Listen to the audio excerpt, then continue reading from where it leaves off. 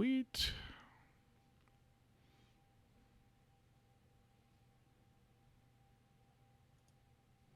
Hopefully no echo. Oh, gotcha. Gotcha. All right. There we go. I have retweeted. Stream Manager. Stream Manager looks good. All right.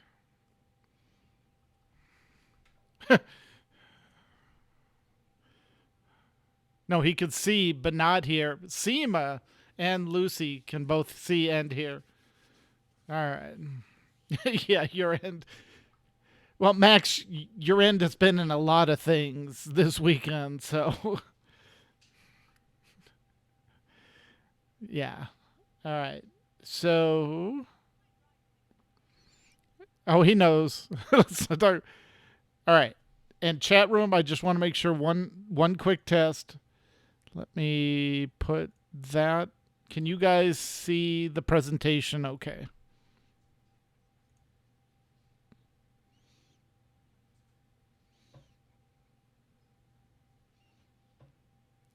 Yeah. Oh. Oh, I know exactly what the problem is. Hang on. Excuse me while I pull my... Yeah, no.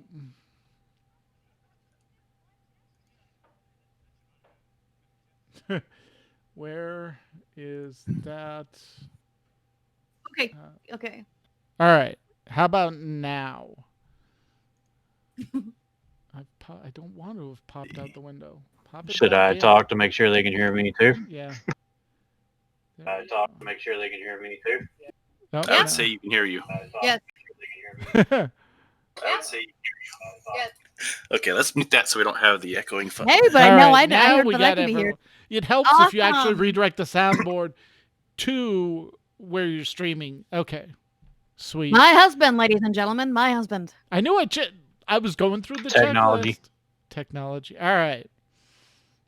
Got everyone. Some miracles. I'm gonna, but I really am gonna need that extending arm. I'm feeling. I mean, not the second, clearly, because I'm about to start a podcast. But Yeah.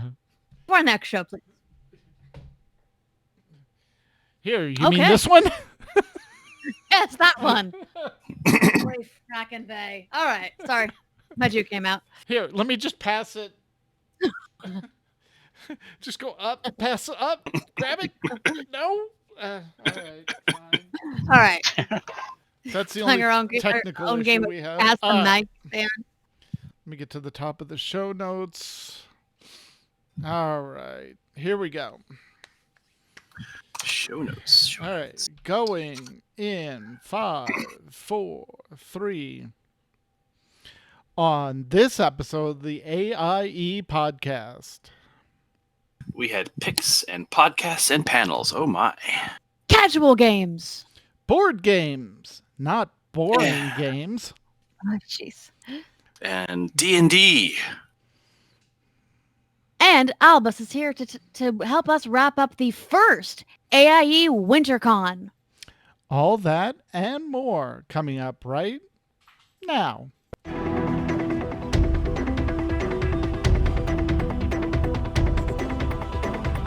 Bringing you the latest news from the AIE gaming community from planet Earth and beyond. This is the AIE Podcast.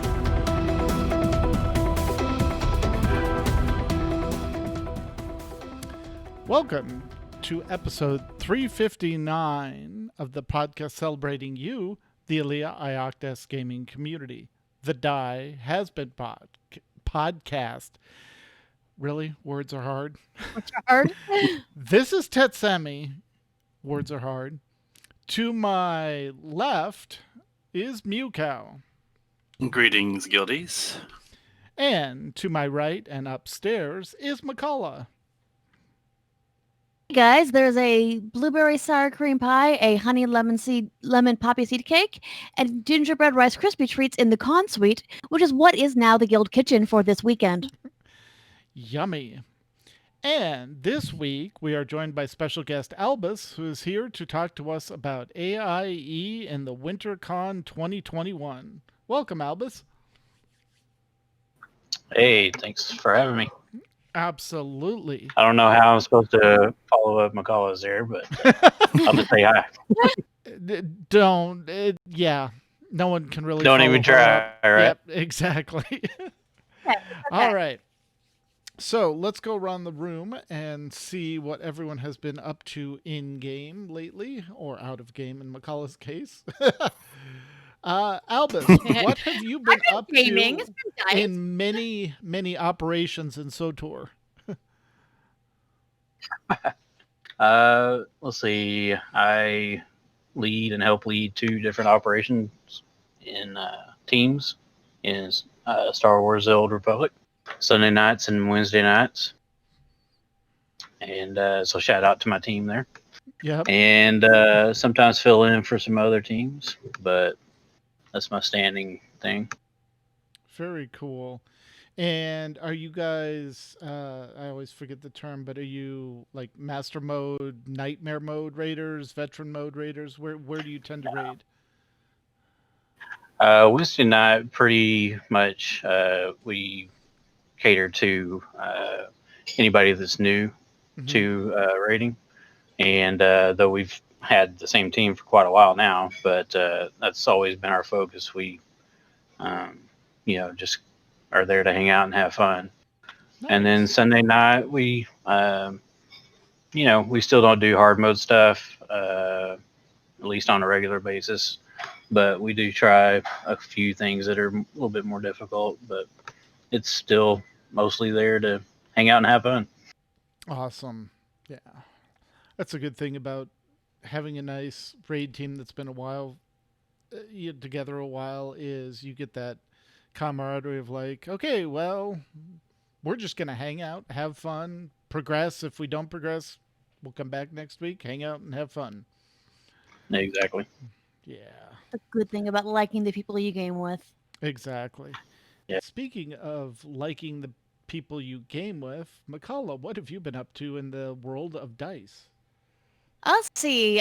Sunday in our game that we play with some of the Furters, we actually defeated the big bad. We're doing Yawning Portal, but what is, I'm trying to remember the name of the section we're doing. My brain escapes me. Soundless Citadel. Yep. So we defeated the druid. We rescued 3 of the 4 people we came to rescue, and now we need to figure out how to get them the antidote. So that was a good time. Pretty epic battle. We had some fun. It's really a good time telling the ranger, who's not the brightest character around, to please don't actually kill the dude. We need him alive. The chaotic neutral ranger. Yeah. Yep. Fun. Yeah. My beautiful dumb children. But yeah, no, we accomplished a lot of our mission goals, so that was great. We'll see how this wraps up. This part of the story wraps up. And then a few weeks ago, we were in playing Call of Cthulhu, and my friend Talia just happened to just kind of randomly say, looking at our characters, the next campaign we start, we're going to have to be married. And then Saturday, we were doing a winter, like a short little campaign with new characters. And our DM's like, all right, we're done with this story.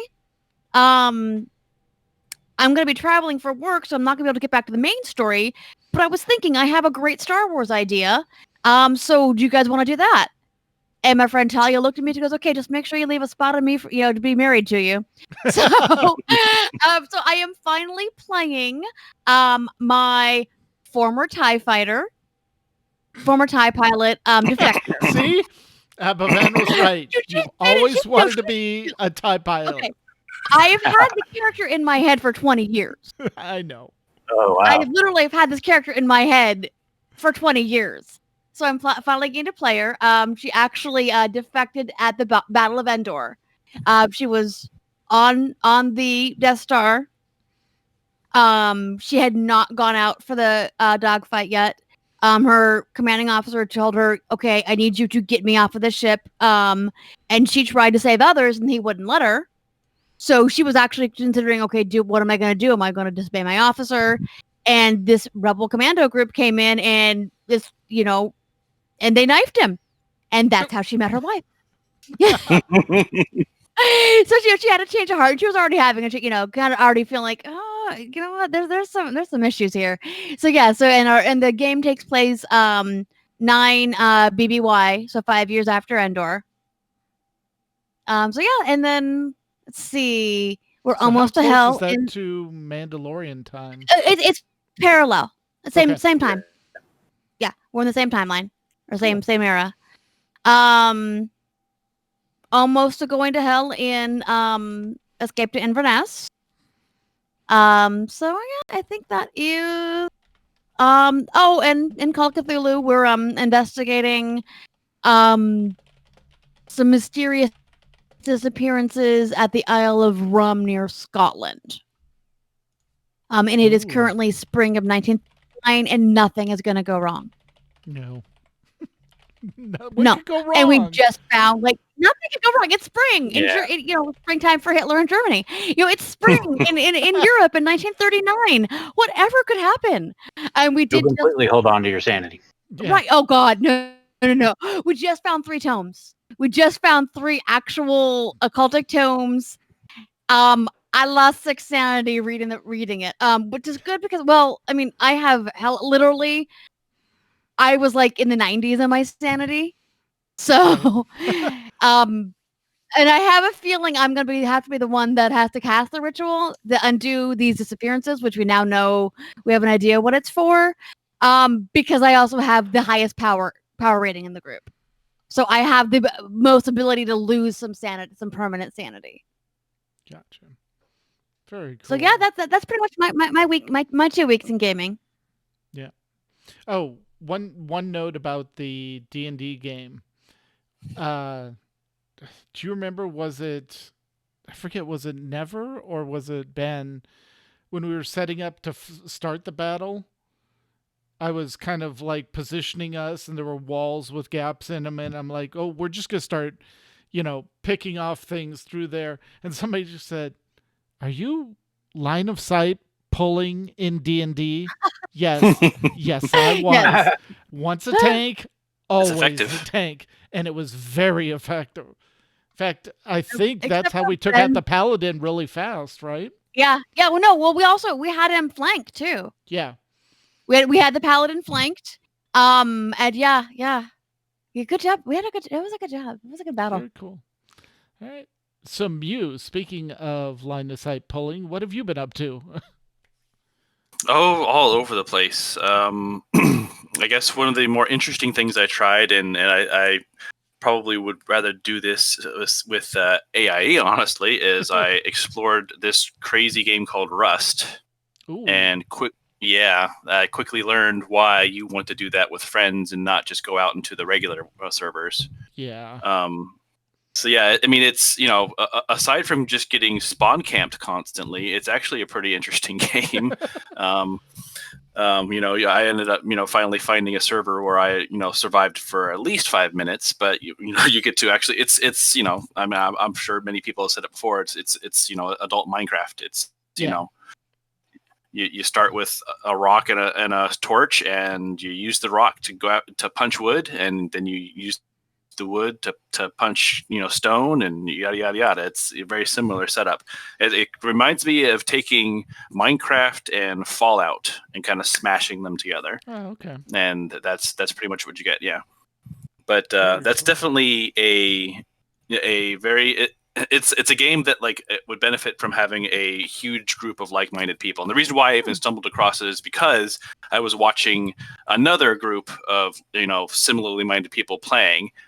They had it was what are they called? I think they're called Offline TV. They're a big YouTube group, and their whole I think Rust had a couple of DLCs come out or something, or maybe they may be old. I don't know. They look new to me, but so they actually created an RP server. So they're actually acting their characters in this Rust world as they build it and do all kinds of crazy.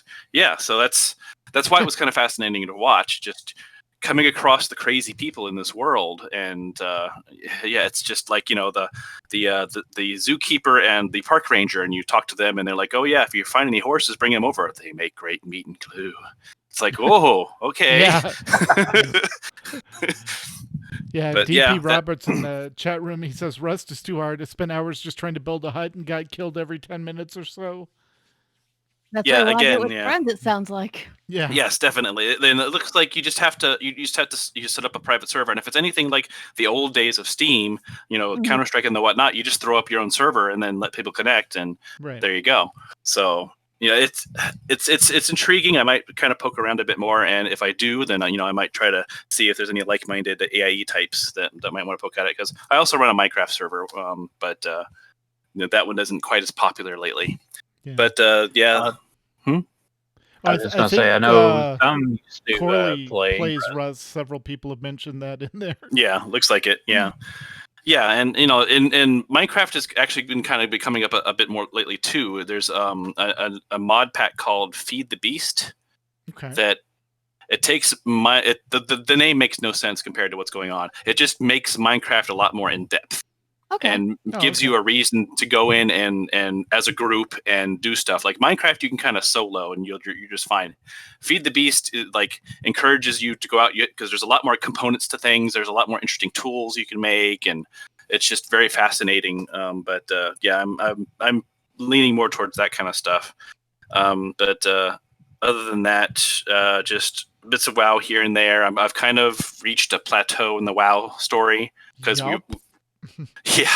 we've reached that definite. I guess it's a lull, because it's the end of the Covenant stories. Yeah, and it's a story. All of them end at the same time. Now we're in the I need to maintain and advance my Covenant, but that's not really interesting because you don't get the story advancement every week like you do with the Covenant storyline.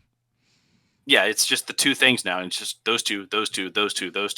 So I finished 2 Covenants out of the 4, so I need to get 2 more characters leveled up to 60 so I can do the last 2 Covenants, and then I'm essentially done with the story.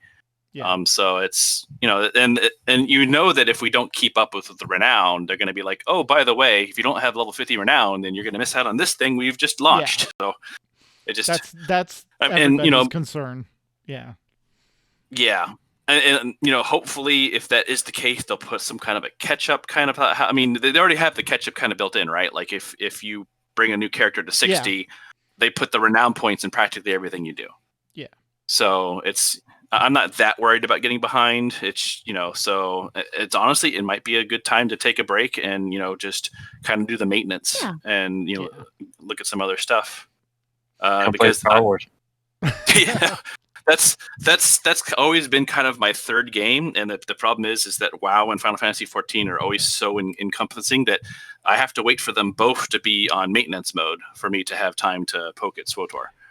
And doesn't Final Fantasy 14 have an announcement coming up next month? On the 5th, I think, February 5th. Yeah. They're supposed to make it's essentially they're taking place of what would have been the Fan Fest. So they're going to likely tell us what the new expansion is going to be. And in the past, they would split it up into 3 chunks. They'd have the Europe, the US, and the Japan chunk. So they might just smush it all together and say, here you go. Here's what's coming. Here's everything. Yeah. Yep.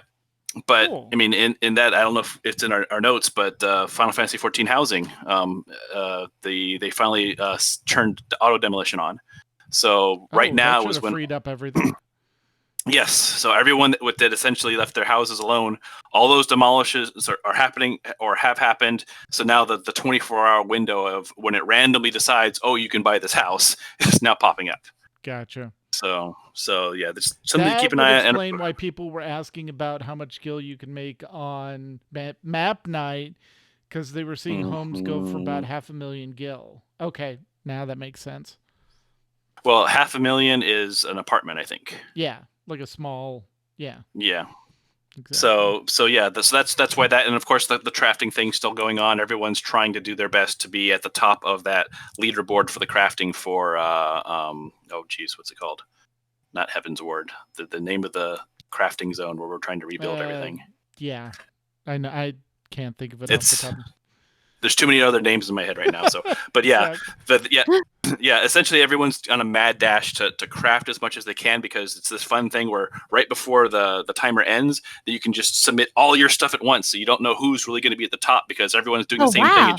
And they're just kind of slamming it all in there, because you can pre-craft everything as long as you still have bag space, and then just start slamming it in there at the end to see who gets first. So, yeah, it's going to be a mad dash for sure. Cool. That's probably about it for me. All right. And I've actually, kind of similar to you with WoW, I finished Ardenweld, Bastion, and Maldraxxus storylines in the Covenant. So those, my main is in Maldraxxus, so that one's the most advanced Covenant as far as it is. I've got the Abomination Factory to the 2nd level, so now I have 7 abominations that I do quests with weekly. And I guess there's another 5 that I still have to do as we uncover more of the factory. So I've been working on that, and then trying to get the 4th anima conductor, so that I can start throwing all those grateful gifts I've been stacking up at the random legendary crafting recipe thing, and try and get the one for my arms warrior, because I really didn't want to run the 3rd wing of LFR. What they chose for the 3rd wing of LFR looks brutal. Yeah, because it was the bat. That's heavy coordination. It's Stone Fist. That's huge coordination, and it's the 9th boss, which again is even more coordination. So like, nope. So, but in raid team news, we did get Hungering Devourer down on our first attempt, first night working on them, and then got Sun King Citadel down 60 up to about 60%, or healed about 40%, however you want to look at it, since it's a healing encounter. We got to phase 2 the first time on our best attempt, and then had to start dealing with the shade, and everything went sideways. But so that's been a lot of fun. I have my Vulpira, who's going into the Venthyr at 55 and like 9/10, almost 56.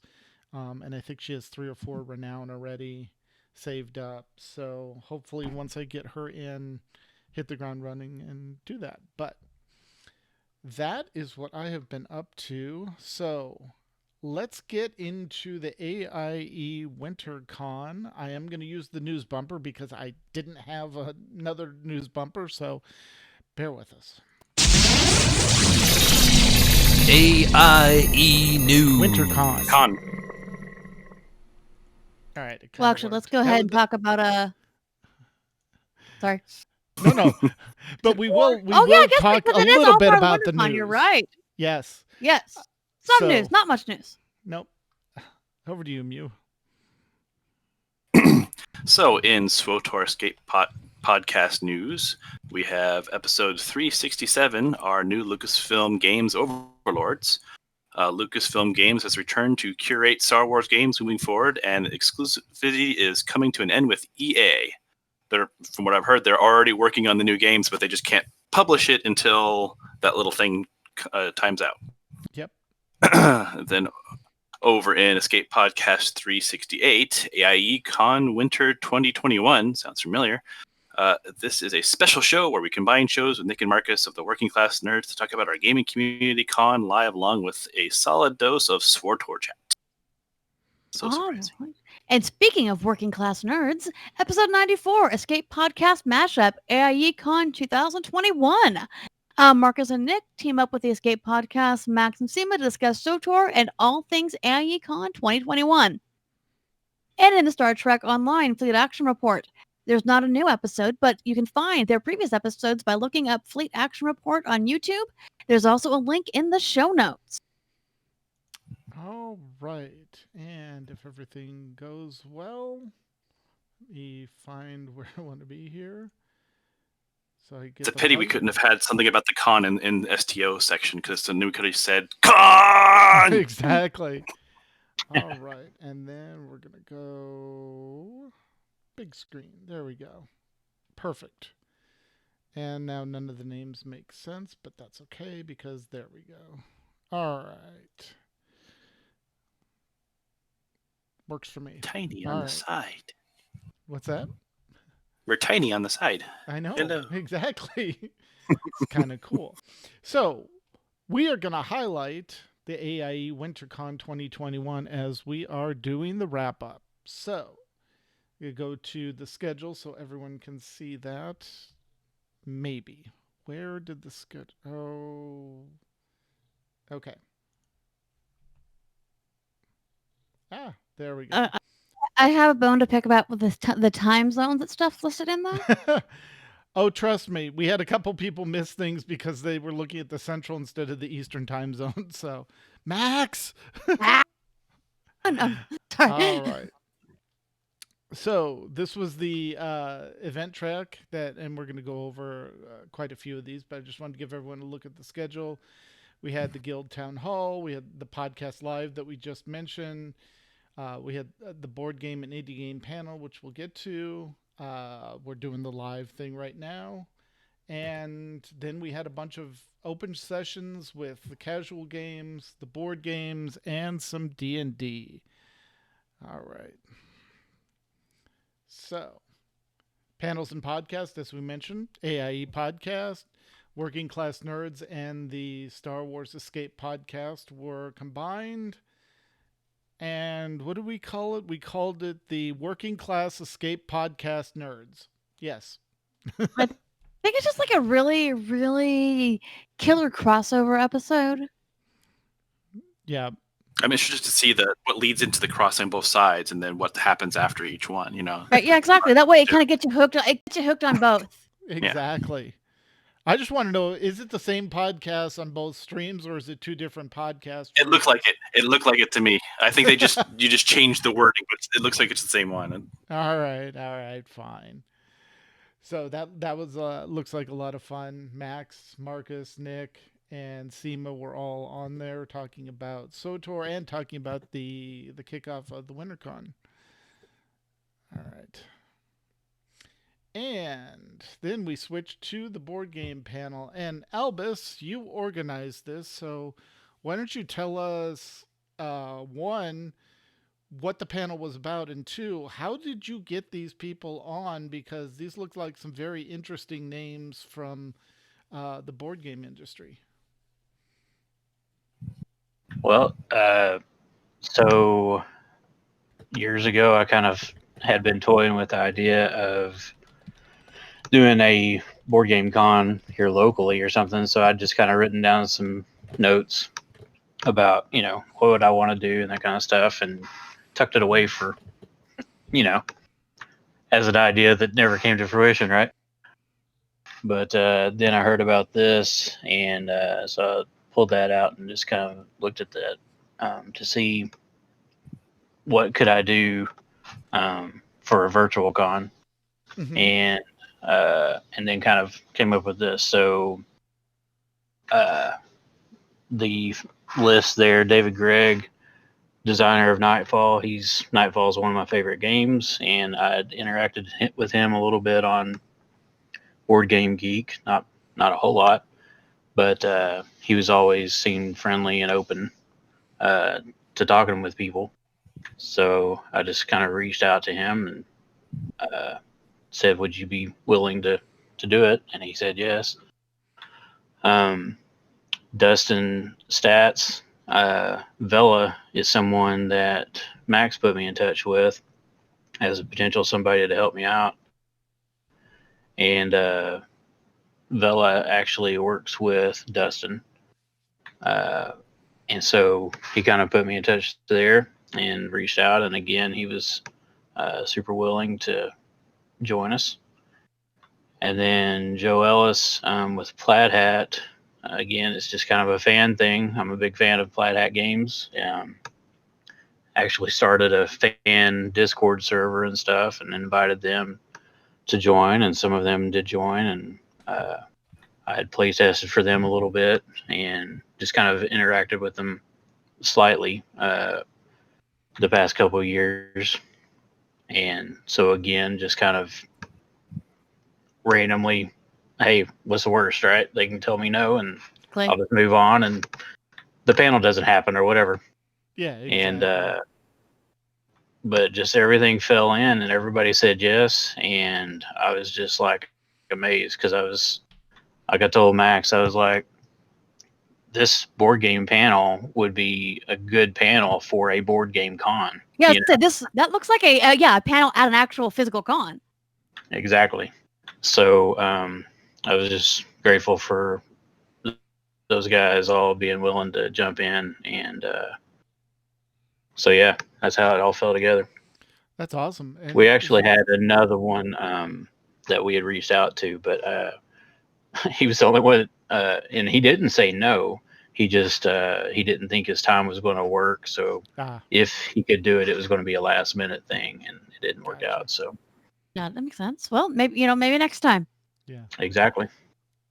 Yeah, one of the things I learned from my time in board gaming myself is that all of these companies are just normal people like you and me, and that they actually are waiting for you to ask them to do stuff. Like most of these companies, you can ask them, say, "Hey, can I have some games for my own con?" and they will gladly give it to you, because that's just the kind of people the board gaming industry are.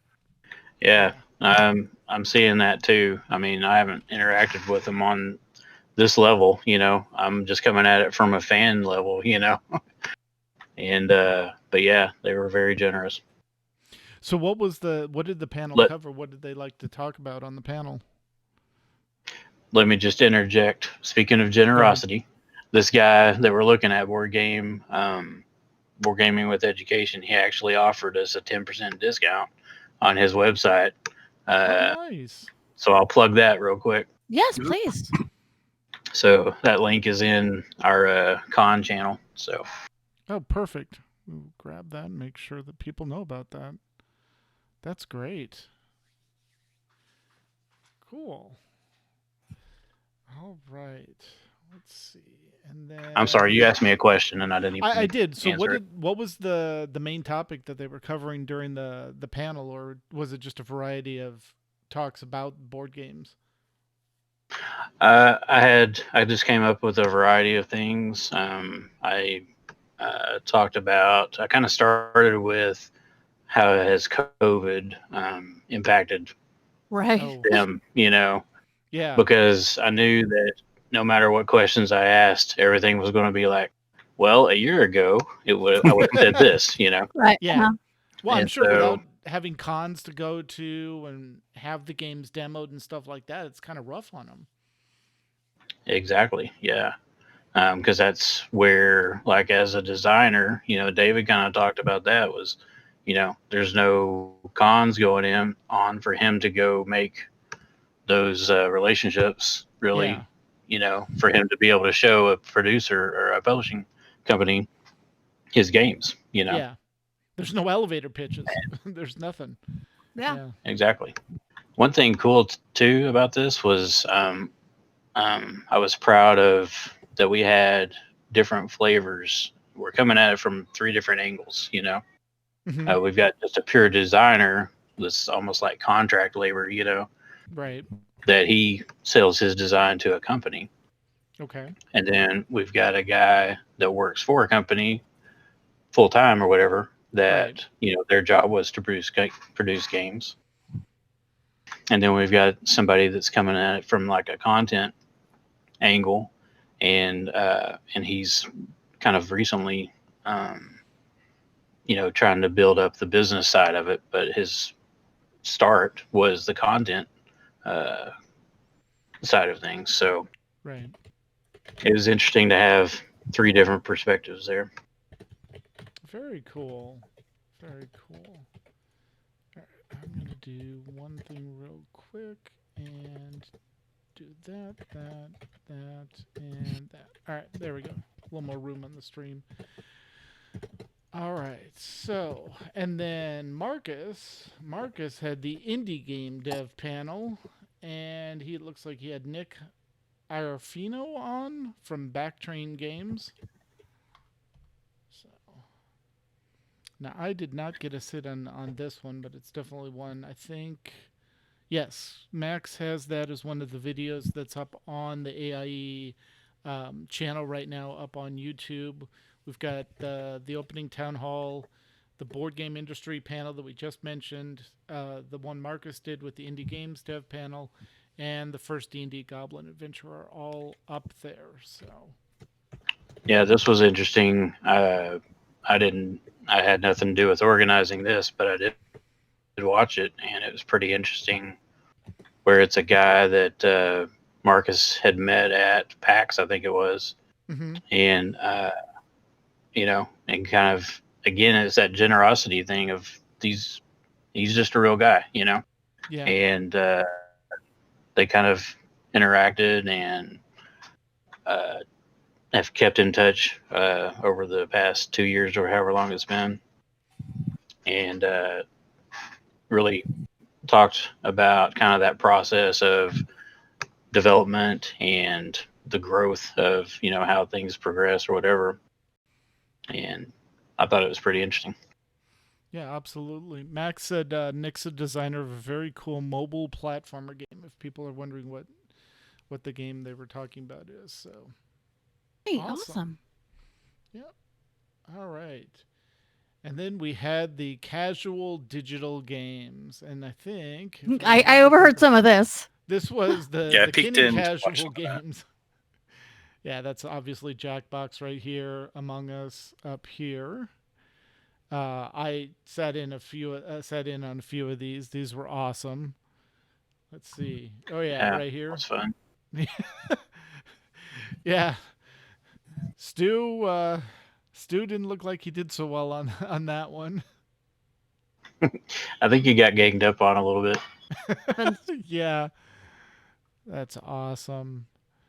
Let's see. We also had. Oh yeah. So this is what the Greeks invented democracy, but few know they also invented. I think this was one of the games, if I remember correctly. This was basically you fill in the blank, and then people vote on. Yeah. Which Exactly. one's the favorite, and then you advance on. It's kind of like a. Basically it's like a March Madness type of Thank you. thing. That's what I was trying to think Yes. of. Yeah. Sorry. March Madness, Sorry. Mad Libs. Exactly. Yeah. March Yeah. Mad Libs. Exactly. Sorry, I So- talk with my hands for those that are not watching. Yeah, exactly.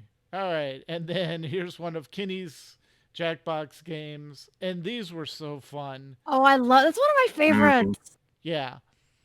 Especially because you get to the end, and it's a basically you have to survive, and if you get the answer wrong, they take you down, and you basically then it's whoever gets the next answer right stays alive. If not, the game kills you off, and then at the end, whoever's last has to make it to the exit, but everyone else who's dead now can chase you down if they get the lightning round trivia better than you. So, yeah. Yeah, so was it called Murder Party? right? Yeah.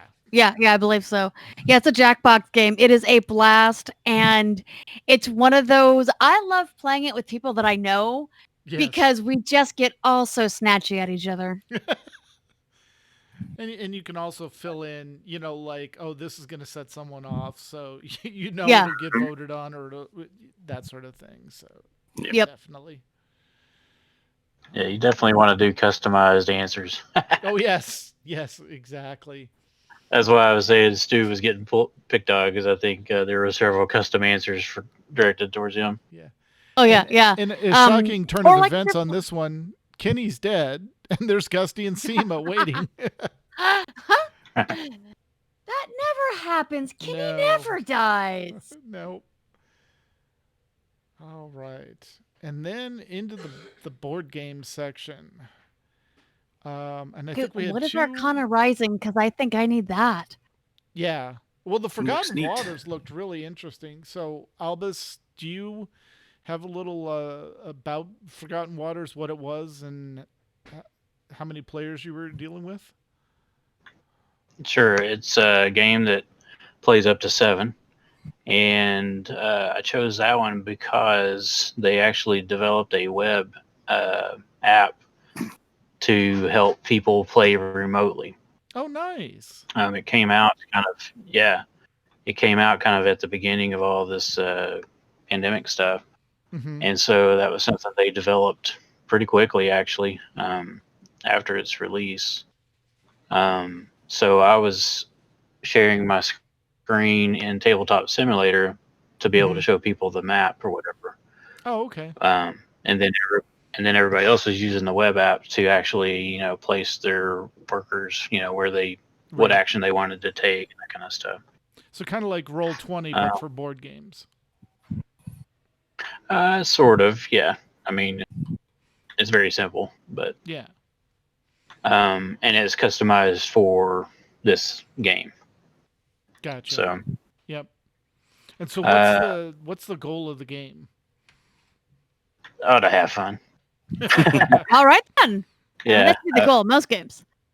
it's very light on the strategy part. Mhm.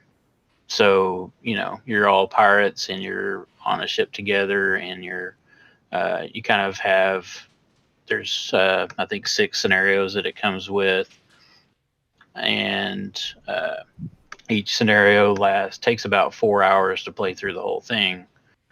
So for the game sessions, my goal was to just play half a scenario. There's a clear halfway mark that the game lets you know. So I was just kind of like showing the game to people. Gotcha.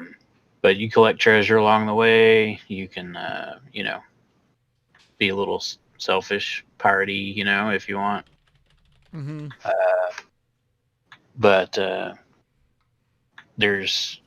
it's heavy on story, so there's a lot of story events that happen along the way. You fill in kind of some words, and it'll use Mad Lib style, kind of use those words to tell your story, and that can be kind of fun sometimes. And you fight other pirates, you fight sea monsters, um, you explore islands. It's there's all kinds of things that can happen. Cool. It's just a lot of fun. And DP Roberts says the goal is to keep Marcus from getting control of the ship. Yes, that's the number one goal. He'll head you straight for the bad guys.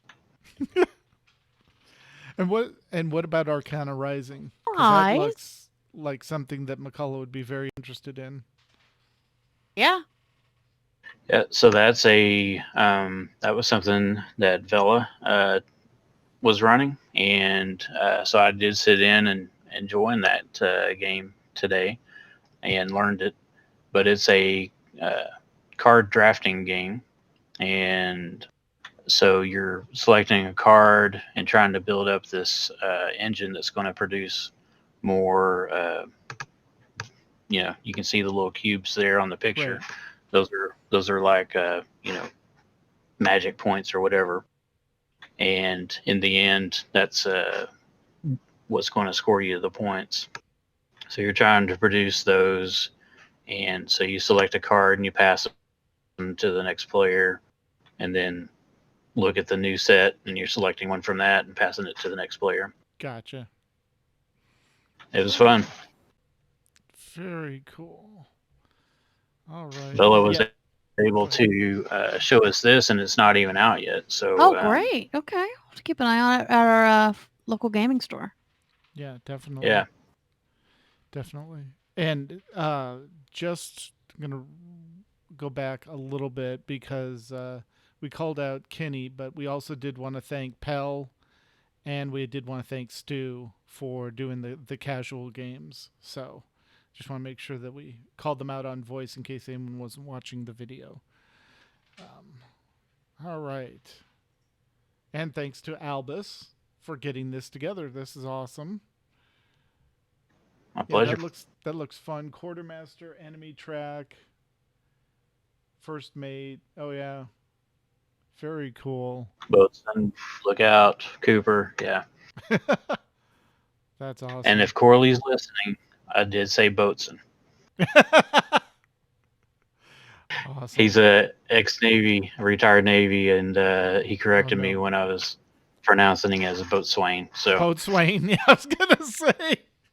Oh, good. Said the We've same. got Corley trigger words. Hey, get that boatswain over here. It's okay, Carly. We're not gonna file that away for later. I promise. Yeah, promise. No. 1 second. Let me add that note to the file on Corley. Exactly. Hold on, changing my character's name. he was polite about it, but he was educating me. I understand. I have the same problem with the basketball team from Boston. So Yeah, exactly. it's pronounced wrong.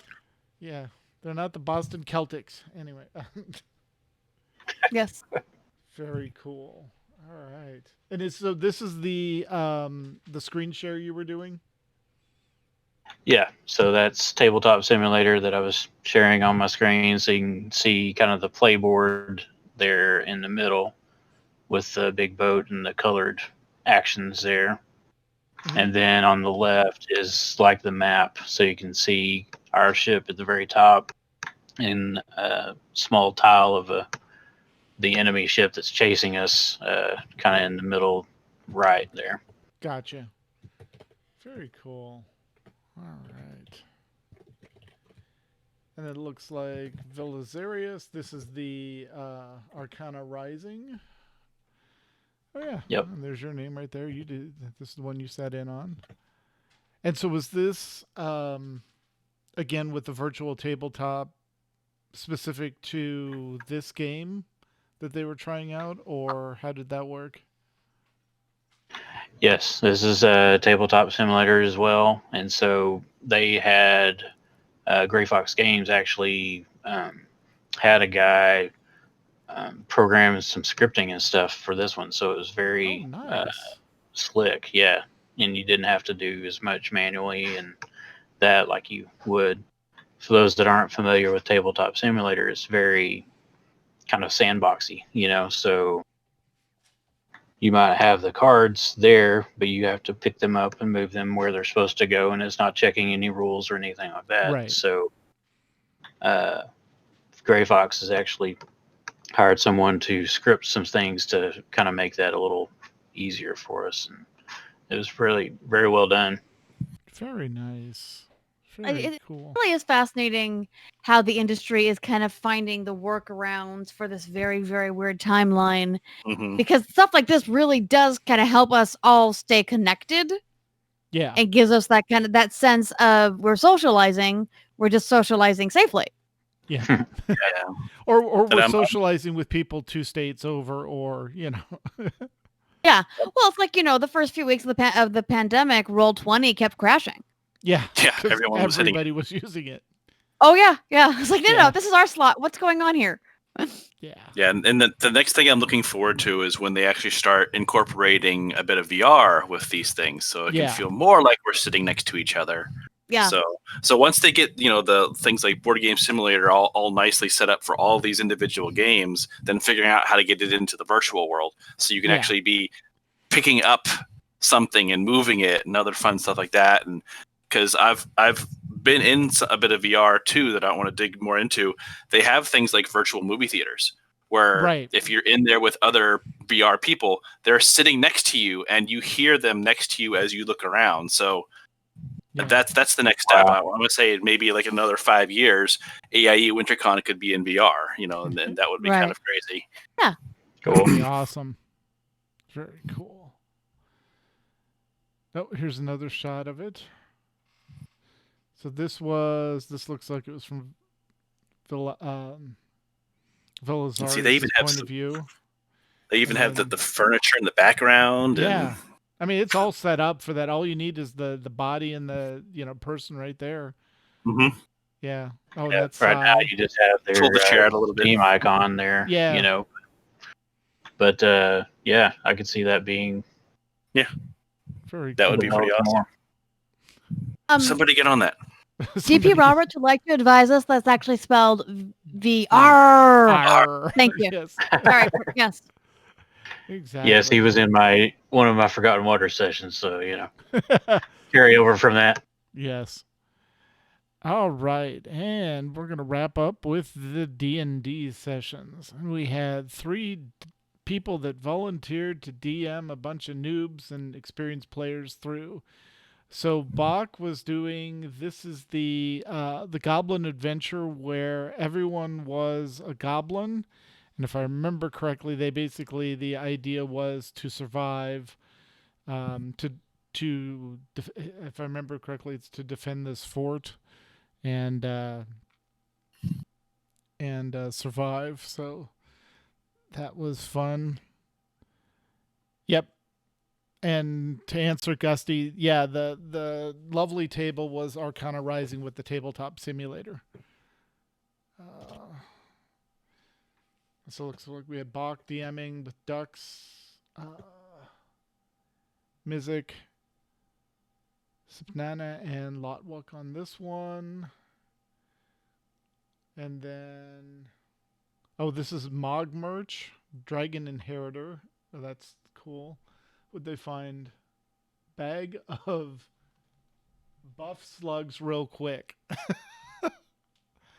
Oh, that's awesome. And the D&D Goblin Adventure 1 is up on the video channel already, and there'll be another one up there. This is another box session. He did 3 different ones, so he was knocking through the sessions. And again, you can see the characters are goblins here. So this was the whole the Goblin Simulator. DP Roberts says the horse and the dogs were the scariest thing in the whole fight. That's awesome. And then Katavari did one here. There's Lucy, Seema, Dark Sting, Sky, Meilung were all in this one. Make sure I didn't forget anyone. So thanks to Katavari for doing that. Nice to see the people making their death saves. Yep. Very important. And then Duskmere also did another one. It looks like Gusty made it into this one with Invalidson and Memeth and SJ. Hey, hugs to SJ. All right. Duskmere and Gusty were in one of my Forgotten Water sessions. Mm-hmm. And I was just going to say, Duskmere's pirate is like amazing. He was just incredible. And Gusty's was pretty good too. That's awesome. Duskmere had guest voice actors being zombies. Oh, that's great. And Duskmere is Gusty's son. Amazing voice talent. Oh, that's awesome. Love that. Yeah, I told him he needed to be a voice actor, and he said he was actually working towards that. So, hey, oh, that's awesome. Yeah, I definitely want to see the streams on those. All right. I was gonna say nowadays, even the professional voice actors are recording at home, so everyone's on a level playing field right now. Exactly. Well, and that's one cool thing about Forgotten Waters. It actually has an app that has story elements, so it's voice acted, and so I was flipping back and forth to share that with the group. But man, I mean, he could have done it. Just read it himself, We didn't need the profession, the guest one from actors. the company. Yeah. No, that's awesome. And once again, just a big shout out to Bach, Katavari, and Duskmere for DMing those sessions and putting themselves out there to lead a bunch of experienced players and some players that had not played at all. So that's awesome. All right. I just wonder how many old players you had saying, but in previous editions, we're not doing that. No, we're not doing that. I want to play that drink. No, I should never play that drinking game during a D&D game. No. Yeah. Nope. All right. And now we're going to get to some pictures that people took during the AIE con. And since it was virtual, we thank Gusty for this idea. It was a great idea. Corley, how did his Revan mask picture get in there? I wonder. Blame Max. Anyway. All right. So we had some con dress up. We have the AIE the Horde and the Alliance with the AIE symbol or the People's Horde personal symbol there. swag. Yep. This is great. Yeah, and this is definitely a shout out to Gusty for the idea, and she kept it running all weekend. It was great. In fact, some of the screenshots we used earlier in the slides were from people posting what was happening in the games, and then Max grabbed them. So this is great. Yep, I'm loving. So yeah, so definitely, if you're listening to the show, go through and watch the presentation. Yeah. Because there are just pictures of people cosplaying at cons and experiences at cons. Which Pet. which is half the fun. Yep. And pets, of course. So this is Gusty's cosplay as this one right here. Sorry. Just want to make sure I'm on the right slide, Gusty, with the big syringe.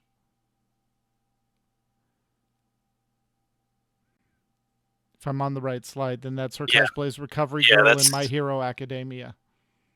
We'll have to show that to the Horde Yep. link. She loves My Hero Academia. Perfect. It's a very important character. Cool.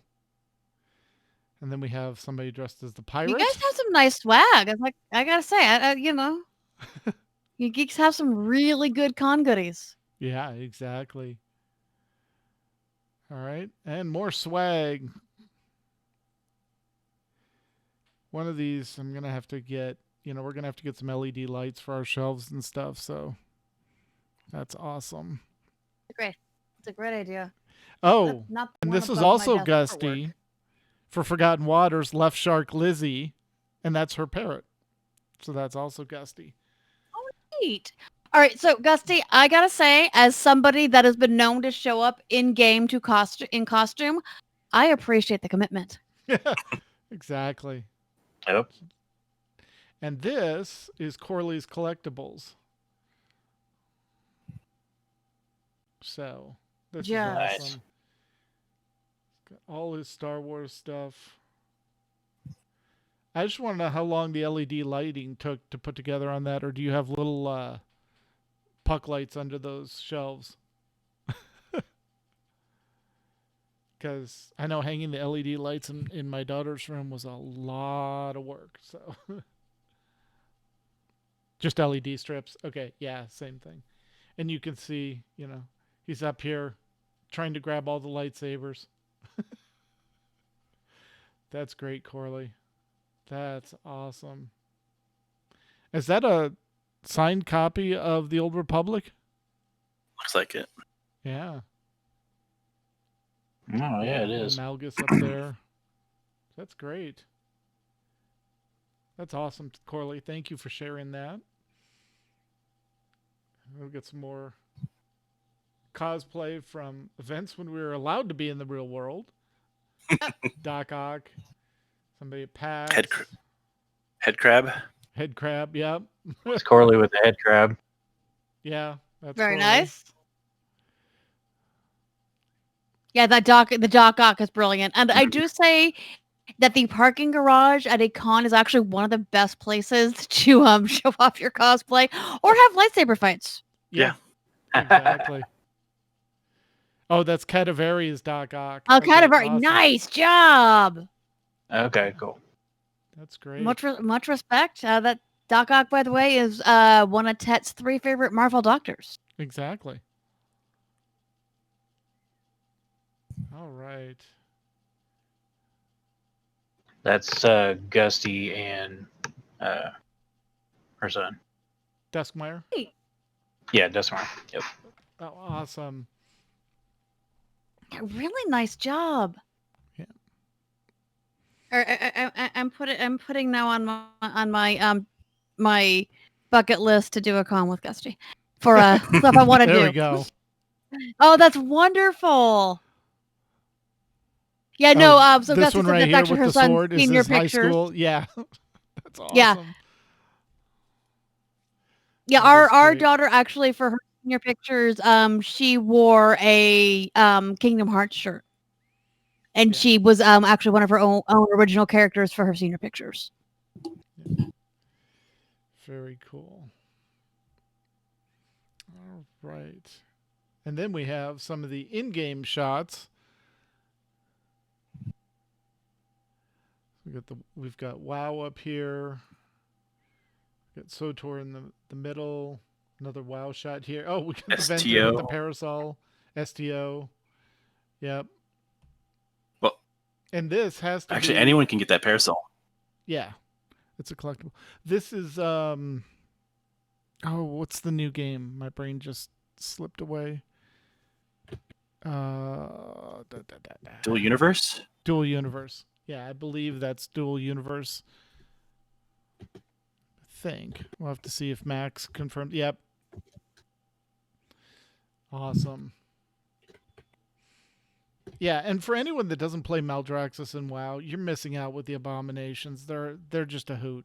They really are. That's my next one. Yeah, I'm gonna have a monk going through them soon. Yeah. Awesome. And the pets. Those don't look like WoW pets to me. No. How do you tame those? Wow, dual goldies. That's a lot of energy right there, I'm sure. And a lot of fur. Yeah, A exactly. lot of grooming. Yep. And we were right. That was Cadavari in Dual Universe. So, yeah. Look at this little. Oh, the tuxedo goldies are cat. are yours, That's- Marcus? He's the only one that can keep up with them. Yeah, Right? Luke and Bell. Okay, those are awesome. Beautiful. Oh, and I got we some have sleeping Sam, kitties. and we do have Mew showing off his beautiful boys, Sam and Dean. Yep. Yep. Quietly napping behind me. Awesome. All right. And sincere thanks to everyone who helped organize, run, attend, making the first ever con a huge success. And a big shout out behind the scenes, Max. You did an amazing job hoarding the cats, hurting the cats. Herding the cats. Cracking the Hurting door. the He horde. hoarded them too, but and Albus, you as well, getting this all organized and getting everything together. So this was amazing. Yeah, no. From what I overheard from Ted's computer, it all looked great. So when's the next one? Just kidding. Well, I mean, Yeah. we have winter con, so that means I'm expecting a spring con, a summer con, a fall con. Careful, Mew, they'll put you in charge of it. Oh no, never mind. That's exactly what Well, I I'm sure thought. Max. Yeah. I was just going to say, I'm sure Max did a lot more than I did. So all I did was just help with the war game stuff. So Well, yeah, no. Max big thanks to does all the organizers. deserve a lot of credit. All right, Mr. Central Time. Good job. He's Hey, taking I'm names down now. with that. Maybe we'll just do it every 6 months. Then Maybe we'll do a winter and a summer con. There we go. Because no one wants to go out in the summer anyway. Well, at least that. No mind. That's Well, just at here. least here. Yeah, exactly. So, yes, And here. and there was a lot of officers and a lot of non-officers behind the scenes to help organize this, as Max says in the chat room. They were really good. And Gustia said there are people that are interested about ongoing D&D sessions, so please keep your eyes and ears on Discord. We may be setting up some reoccurring D&D sessions in AIE. And Max wanted to give a big shout out to Lucy and Seema for Yes. their integral part in all of this. Yep. Yeah. It was Let an me all say, hands on deck thing. too, Go ahead. I was just going to say, I appreciate Marcus and Lucy and Mal and Corley. I'm probably leaving somebody out, but they helped me play test a couple of times to kind of get it all smooth and prep for it. So shout out to you guys. Thanks a lot.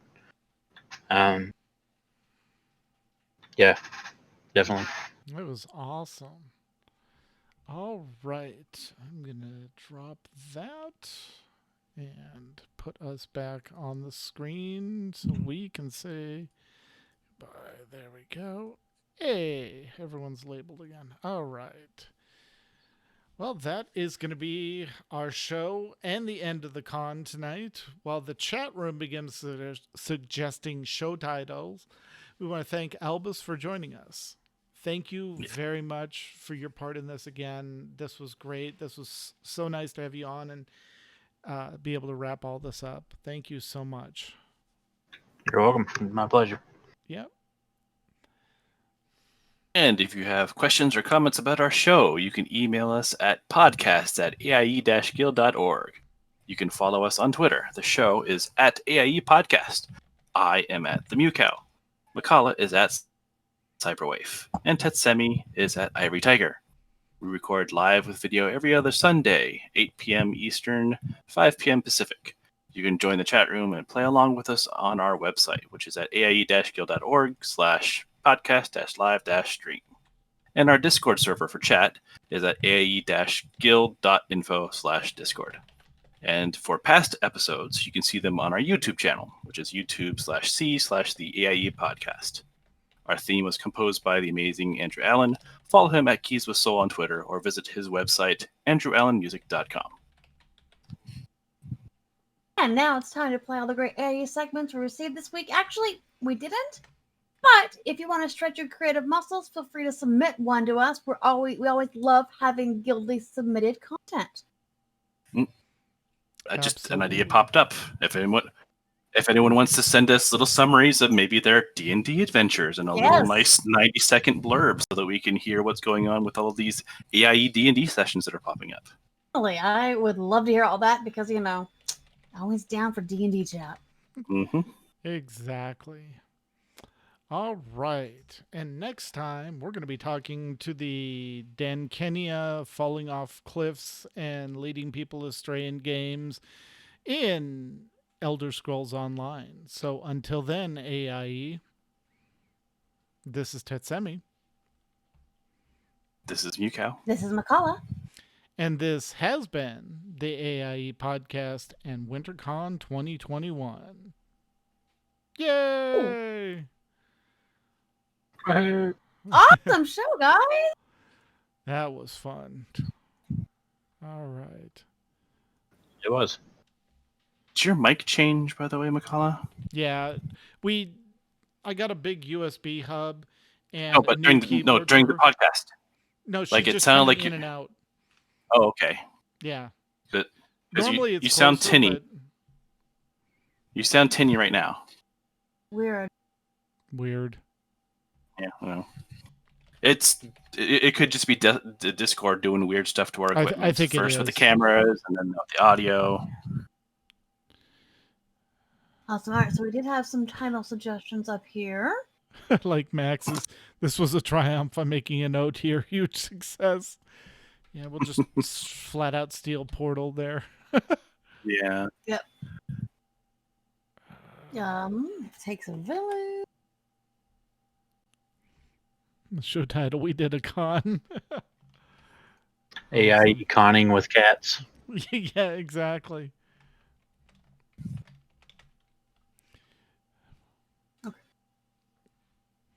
Where'd the cats go? I missed the cats. All right. Cool. All right. Let's see. The long con. Long That's con. good. There we go. Yeah. Yes. Like that one. I like that too. All right. It's actually up to you, Albus, what you want the show title to be. Yeah. Since you are a guest. You get to pick the show title. So, or you can submit one of your own if you really like. Hey, little baby. They're both awake now and are wanting attention. About the long con. I like that one. You like the long Me con? too. All right. Yeah. So it's the play on longest winter and long con, and yep, we like that. So, all right, chat room. Thank you so much for joining us. We will see you in 2 weeks. Great job on the con. And thank you for letting us. And thank you for trusting us with the wrap up. Yep, exactly. All right, I'm gonna cut the. Bye, chat room.